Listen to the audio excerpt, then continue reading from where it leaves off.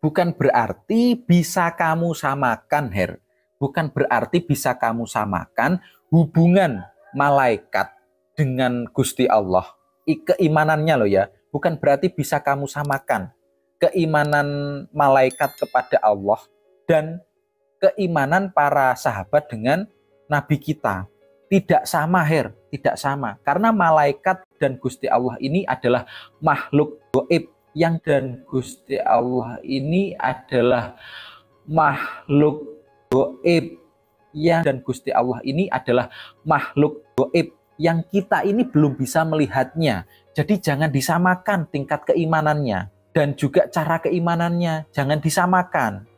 Kaum muslimin di sini saya akan menanggapi video tadi. Yang pertama, orang tadi menyebut Allah itu makhluk gaib. Nah, ini salah kaum muslim. Allah itu kholik, bukan makhluk, yang benar pencipta yang gaib. Dan yang kedua, orang ini juga mengkritik Heri Pras dan secara tidak langsung menyalahkan ajaran Mbah Maimun. Dan begini kronologis singkatnya. Almarhum Mbah Maimun Zubair dalam ceramahnya berpendapat Allah itu tidak beristiwa di ars. Karena kalau Allah itu ada di ars berarti malaikat tidak perlu beriman, karena mereka melihat Allah langsung di depan mereka. Malaikat sing an khaulau lan sing ning kiwa tengene aras. Yusabbihuna bihamdi rabbi. Maca tasbih ning pangerane. Wa yu'minuna bi iman. Lho. Jadi maca tasbih ning pangerane, iman ning pangerane. Kapan iman? Kapan iman ya? Allah ora ning aras mergo ana wa yu'minuna bi. Wong malaikat sing ning aras kok iman ning Allah. Ning ngono Allah ya ora ning aras. Kok lamun Allah ning aras ora usah diimani wong jangglek. Ini menurut saya pernyataan yang kurang tepat ya. Mohon maaf, saya bukan merasa lebih pintar dari Pak Kiai, tapi ini adalah analogi saya. Para sahabat hidup dengan Nabi, bersaksi, asyhadu an la ilaha illallah wa asyhadu anna Muhammadar Rasulullah. Nabi Muhammad ada di hadapan mereka, kenapa mereka masih mengucapkan syahadat di hadapan Nabi? Kan Nabinya ada di hadapan mereka, kenapa perlu diimani? Lalu Heri Pras bilang di zaman Nabi sahabat juga bersyahadat dan beriman kepada Nabi, dan sahabat melihat Nabi. Nah, lalu si Tantos dan Sani Uye ini membantah Heri Pras dengan menyebut sahabat itu beriman bukan dengan wujud Nabi, tapi kenabian Nabi. Nah, pernyataan mereka ini tidak membantah Heri Pras, tapi justru memperkuat statement Heri Pras. Karena berarti di sini Mbah Maimun salah, karena yang malaikat imani bukan hanya melihat Allah, tapi juga mengimani Allah sebagai Tuhan Sang Pencipta alam semesta. Dan apa dalilnya cara iman malaikat terhadap Allah berbeda dengan iman kita terhadap Allah? Orang kita sama-sama mengimani bahwa Allah itu Tuhan, jadi si Tantos ini ngarang. Makanya hati-hati kalian yang nonton Tantos ini, bisa tersesat kalau tidak teliti. Mbah Maimun memang seorang ulama besar dengan luasnya ilmunya, tetapi beliau tetap manusia biasa yang punya salah, tidak maksum. Masa kalian mau taklid buta dan menolak ayat dan hadis yang menyebutkan bahwa Allah beristiwa di ars? Masa kalian mau menolak apa yang difahami sahabat dan ulama salaf? Sekarang kita bicara tentang dalil Al-Quran dan Sunnah. Tadi Ibnu Qayyim bilang berapa dalil? 2000 dalil. Di antara perkataan yang indah yang dinukil oleh Ibnu Taimiyah rahimahullah dalam Darut Ta'arud al-Aql wa Naql, beliau menukil dari perkataan Ibnu Rushd dalam kitabnya Al-Kashf an Manahijil Adillah. Ibnu Rushd ini seorang filsafat, filosof, tapi dia waktu berbicara tentang Allah di atas, dia berbicara dengan jelas. Dia menetapkan Allah di atas. Dia mengatakan sungguhnya syariat ini dibangun di atas Allah di atas. Seluruh syariat ini, Islam ini, dibangun di atas pondasi atas keyakinan Allah di atas. Kenapa? Syariat ini ceritanya bagaimana? Ceritanya kita beriman kepada seorang Nabi.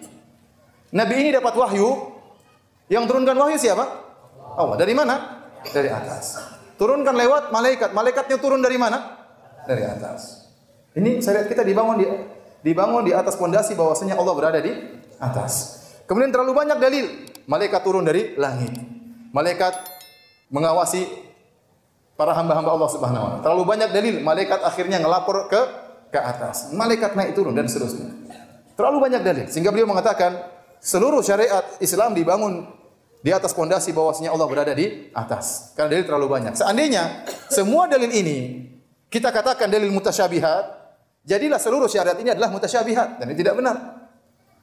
Hukum asalnya seluruh ayat dan seluruh hadis adalah muhkam. Hanya sebagian kecil yang mutasyabihat.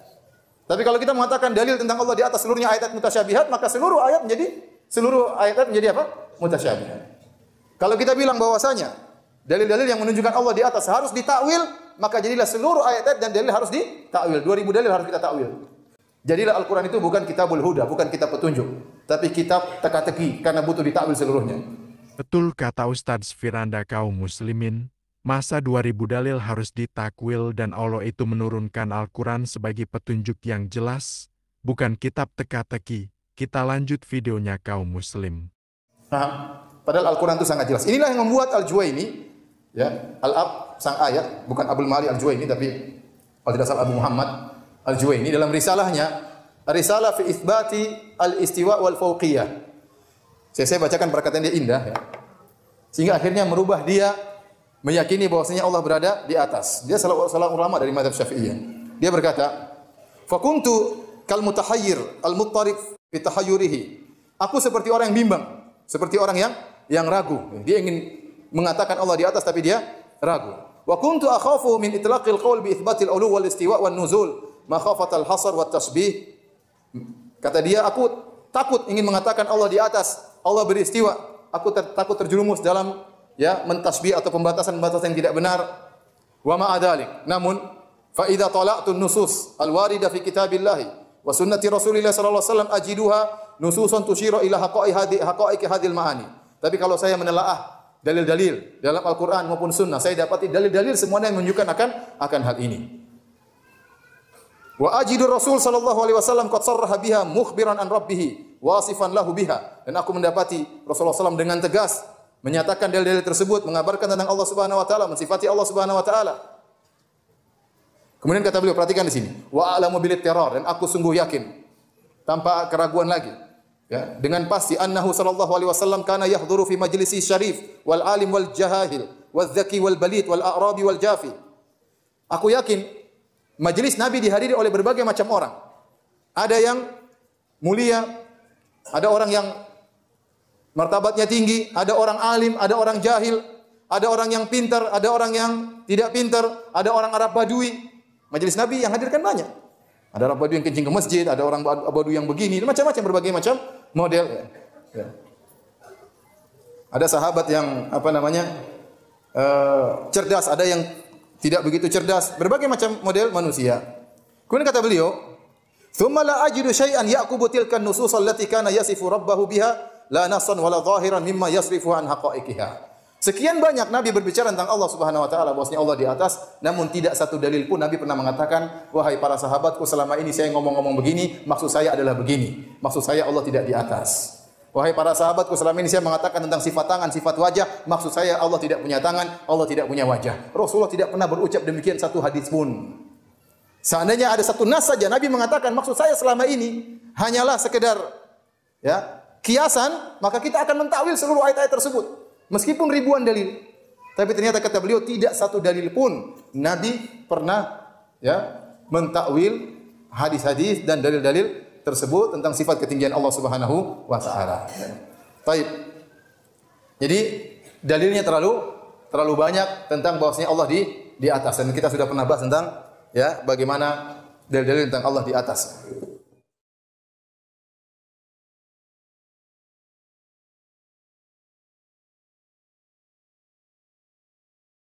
Baiklah kaum muslimin, jadi itulah tadi penjelasan Ustadz Firanda Andirja. Dan dari penjelasan beliau kita faham bahwa Nabi saja tidak mentakwil, dan sahabat tidak tanya yang aneh-aneh. Dan Ustadz Firanda tadi juga menyebutkan ada 2000 dalil, dan tidak mungkin ini semua ditakwil. Karena umat Islam mulai mentakwil itu setelah masuknya filsafat Yunani ke dalam peradaban Islam. Dan di sini saya juga sampaikan untuk tidak saling menghujat tapi saling menasihati dan meluruskan. Yang terakhir, semoga kita semua ditunjuki dan istiqomah di jalan sunnah. Maaf jika ada salah kata. Wallahu a'lam bishawab. Wassalamualaikum warahmatullahi wabarakatuh.